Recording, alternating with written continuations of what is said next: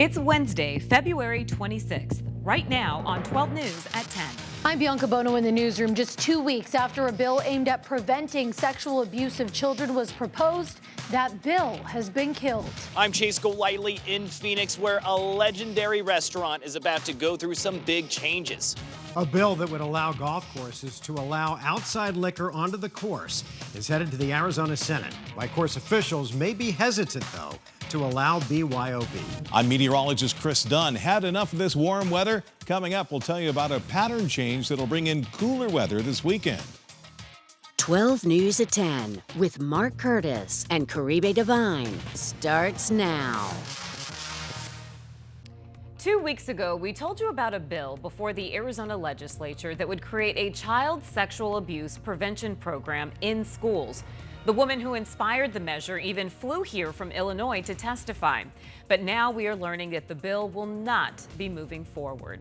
Good evening and thanks so much for joining us for 12 News at 10. I'm Caribe Divine. I'm Mark Curtis. Tonight we're hearing from the woman who's behind Aaron's Law. 12 News journalist Bianca Bono is live in studio with us. And Bianca, let's start with the bill itself. Why did it die? That's the big question, and it's still not entirely clear why this bill was killed. We did ask a spokesperson for the bill's sponsor in the Senate, and they said they didn't have that information. But regardless of why, that Illinois woman is vowing to not give up her fight.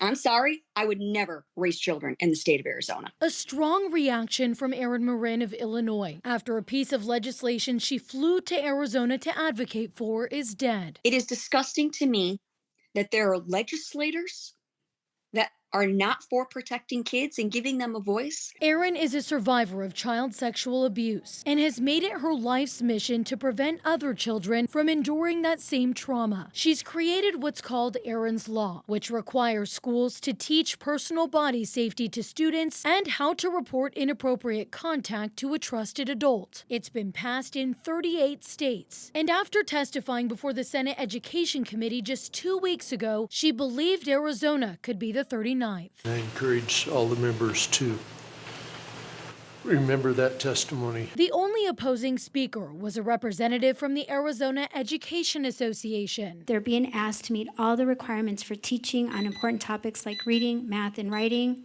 while we continue to add many things. Not long after this hearing, the language of the bill was changed, instead proposing a task force to study abuse prevention. Now, 2 weeks later, the bill is dead altogether. 12 News reached out to the sponsors in both the House and the Senate. Senator Shauna Bullock responded in a statement saying the bill doesn't have the votes to move forward, not elaborating when asked why. Sometimes what I've learned is it takes certain people being kicked out of office, not reelected, to make the right thing happen. Erin is refusing to give up her fight here. While she's frustrated with our legislature, she's now turning to superintendents and districts directly, hoping they will make her proposal a reality. I'm trying to go a back door and reach out to them and tell them what the legislators, what AEA failed to do, and see if they will get on board and at least in their district start teaching their kids. So obviously still a lot of big questions here that we're trying to get answers to. Tonight we've also reached out to the Arizona Education Association for comment. So far we have not heard back. We're live in studio tonight. Bianca Bono, 12 News. Bianca, thanks. Happening tomorrow, two of the men accused of attacking former Coyotes player and NHL commentator Paul Bissonnette are set to appear in court. Sean Daly and John Carroll are among the 6 suspects accused of attacking Bissonnette at Houston's restaurant in Scottsdale back in November. They'll appear in Maricopa County Superior Court after being indicted for aggravated assault and disorderly conduct. We'll keep you up to date on any new developments. It has now been 1 week since 2 first responders ran towards a burning car to save a woman's life on the US 60 near Val Vista Drive. And today the heroes from that morning were recognized for their bravery. Officer Brian Larison and firefighter Asa Pagia were honored during a special ceremony today. They both talked about those frantic moments when they dragged Amy Ruiz to safety. I seriously can't believe it's already been a week since that accident. I still think about it every second of my day, but I also think about how lucky I am to be here to tell the story still. And I'm really grateful for everybody that stepped in, especially Officer Larison, Asa, and all the firefighters, ambulance, everybody that stood by my side during the whole thing. Miraculously, Ruiz walked away from that fire only with burnt hair and a few scrapes, saying that those two heroes truly saved her life. It's the end of an era. Tonight we learned that Durant's, the iconic steakhouse in downtown Phoenix, known for its classic look and ties to the mafia, maybe, is now under new ownership and will be closed for the next few months for remodeling. 12 News journalist Chase Golightly is live at Durant's after speaking to the new owners about their plans for this famous spot. Chase? Mark, generations of families would step through these doors since Durant's opened 75 years ago. It's been owned and operated by the same family. But now a new family with strong ties to the valley is stepping in. It's been the place for birthdays, anniversaries, and late-night drinks for decades.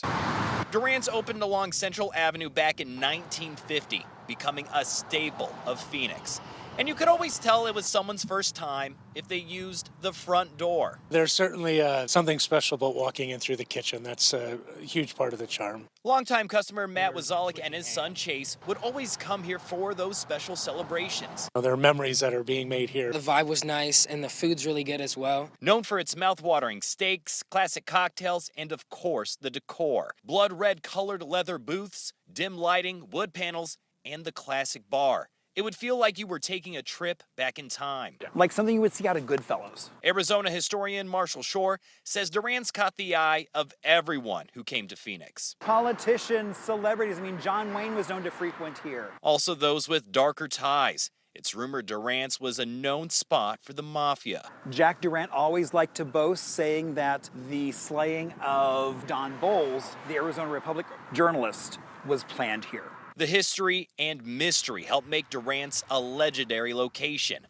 But on Monday, while that classic kitchen door was open, people were turned away, learning Durant's would be temporarily closed for renovations, with new owners coming in, which has some people nervous. I have to imagine, though, they'll keep a lot of the charm. They'll have to. I think the neighborhood would be disappointed if they didn't. Those new owners also well known to the Valley, the Mastro brothers, who own Steak 44, Ocean 44, and others. We're thrilled, and we're just going to carry on the legacy, hopefully for another 75 years. Jeff Mastro and Oliver Baggio say renovations are starting now, but longtime customers shouldn't be worried about the changes.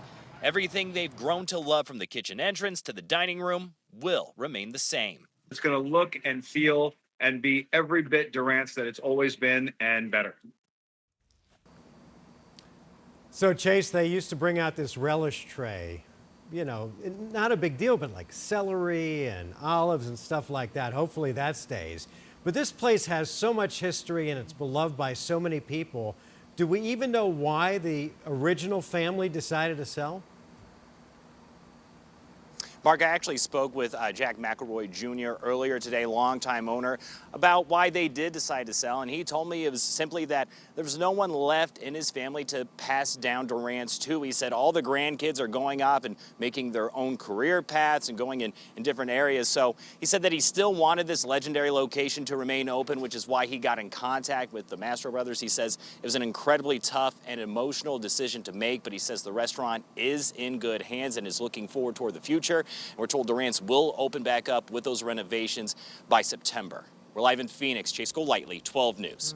It is sad to see a classic go, Yeah. but you know, they're in the hands of the Mastros brothers, so I mean, it's going to be good. That's got to be good. It's going to, yeah. All right, Chase, thank you. Well, there is a bill on the way, on its way to the Arizona Senate, that would pave the way for golf courses to let people bring outside liquor onto the course. It's a bill that's likely to be really popular with golfers, but before you get too excited, in the end, it's going to be up to the golf courses, and it's unlikely that many will allow it. House Bill 2411 would make it okay to bring your own booze onto the course, but only if the course says it's okay. The bill applies to courses that already have a liquor license, and a liquor license comes with some responsibility. Part of it is not over-serving anyone. Representative Alex Collodon sponsored the legislation, saying his focus was on cutting costs for golfers. What I hope to do is make the game of golf and the enjoyment of golf more affordable for working class Arizonans. The spirit of the bill was to try to reduce inflation costs of golf But anybody that is going to allow alcohol onto their golf course is probably just going to raise their green fee prices and incorporate it into that. That's the general manager out at Ak-Chin Southern Dunes, who adds that allowing BYOB would only increase the chances for something bad happening on the course. Staying at the Capitol, the Arizona House passed a bill today that would help pay for upgrades at Chase Field. House Bill 2704 calls for all sales tax generated at Chase Field to be allocated towards stadium renovations. It now goes to the Senate for a vote. D-back CEO Derek Hall told 12 Sports today it was a good first step.